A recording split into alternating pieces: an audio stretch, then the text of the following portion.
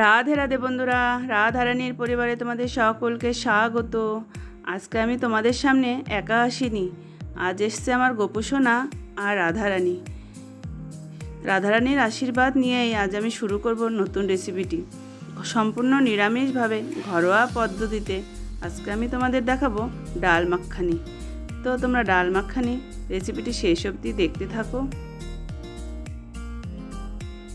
ডাল মাখানি বানাতে প্রথমেই লাগছে মিক্সড ডাল।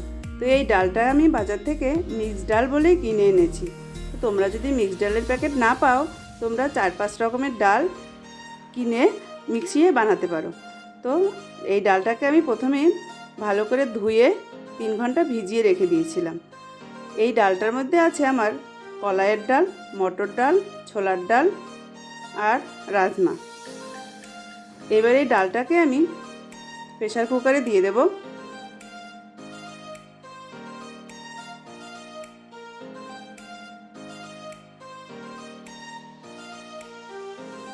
প্রেসার কুকারে দিয়ে পরিমাণ মতো জল দেব।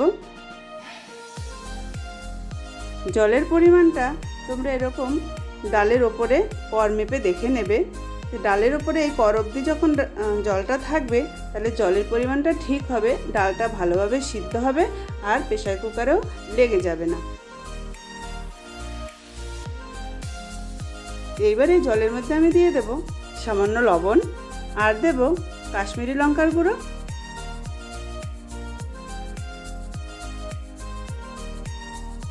আর দেব একটু হলুদ গুঁড়ো।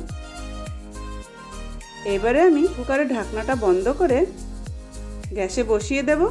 ডালটা সিদ্ধ হতে 20-25 মিনিট সময় লাগবে। এবারে আর একদিকে আমি কড়া বসিয়ে কড়াতে সাদা তেল দিয়ে দিলাম আর দিয়ে দিলাম একটু বাটার। তো এই ডালটা করতে অ্যাকচুয়ালি বাটার দিয়েই তৈরি করতে হয়, কিন্তু আমি সাদা তেল আর বাটার দিয়ে করলাম।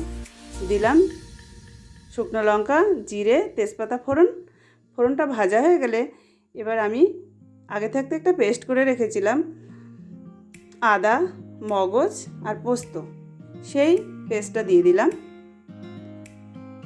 দিয়ে দিলাম সামান্য হলুদ গুঁড়ো, দিয়ে দিলাম লঙ্কা গুঁড়ো আর দিয়ে দিলাম জিরে গুঁড়ো, ধনে গুঁড়ো। এবারে ভালো করে মশলাটাকে মিশিয়ে নেব।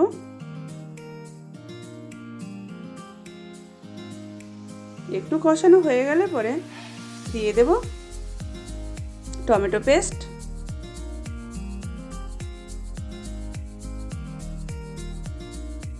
আর মিক্সার বাটিটা ধুয়ে একটু জল দিয়ে দেব। এবার মশলাটাকে ভালো করে কষিয়ে নেব। এবার দেব একটু কাশ্মীরি লঙ্কার গুঁড়ো। এবার সমস্ত মশলাটাকে ভালো করে কষিয়ে নিতে হবে। ভালো করে কষানো হয়ে গেলে দিয়ে দেব সিদ্ধ করা ডালটা। দেখেছেন ডালটা কত সুন্দর সিদ্ধ হয়েছে আর কালারটাও তেমনি হয়েছে। এবার দিয়ে দেবো একটু জল।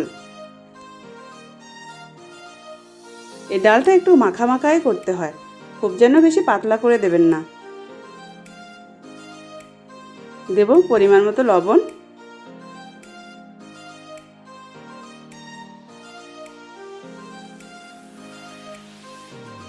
আর তরকারিতে ব্যালেন্স আনার জন্য দেব সামান্য চিনি। এবার দেব সামান্য গরম মশলা। এবার ভালো করে নাড়াচাড়া করে 2 মিনিট ফুটতে দিতে হবে। ডাল মাখানিটা দেখেন ঘনত্বটা এরকম আসবে। ডাল মাখানিটা কিন্তু আমার মোটামুটি রেডি।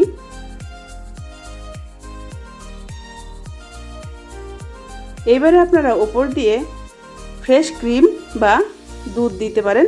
তো আমি ওপর দিয়ে দুধ দিলাম।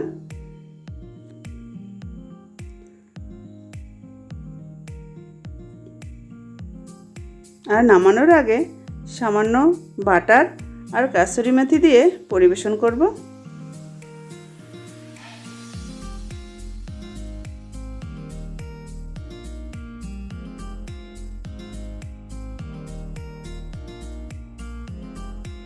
দেখুন ডাল মাখানি আমার পুরোপুরি রেডি। এবার আমি গ্যাস অফ করে দিলাম। আমি এবার সার্ভ করে দেখাচ্ছি।